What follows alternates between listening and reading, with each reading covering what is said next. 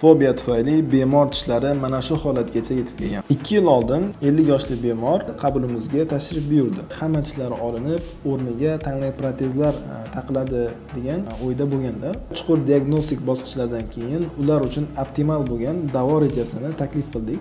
Natija esa sizni hayron qoldirishi aniq. Bir ko'rishda bu ikkala tishni saqlab qolish imkonsiz, o'rniga implant qo'yish yagona yechimdek ko'ringan edi. Diagnostik bosqichlardan keyin nafaqat bu tishlarni o'zini, balki ularni nerv to'qimasigacha saqlab qolish imkoniyati yuzaga chiqdi va nimaga biz bundan foydalanmasligimiz kerak edi. Eng muhim va murakkab bo'lgan izolyatsiya bosqichini amalga oshirdik. Rezinadan yasalgan platok temir klamplar yordamida tish qattiq to'qimasi tashqi muhitdan izolyatsiya qilinadi.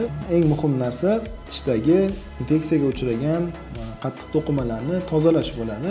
Keyingi rasmda ko'rishingiz mumkin. To'liq tozalangan holatda zamonaviy adgeziv protokol yordamida tish nervini olmasdan turib, tirik holatida saqlab qoldik va kompozit yordamida build up qildik. Bu keyingi qo'yiladigan koronka bosqichi uchun tayyorgarlik hisoblanadi. Pastda oldingi holati, tepada esa uzoq va murakkab bosqichlarni bosib o'tgan natijamizni ko'rishingiz mumkin.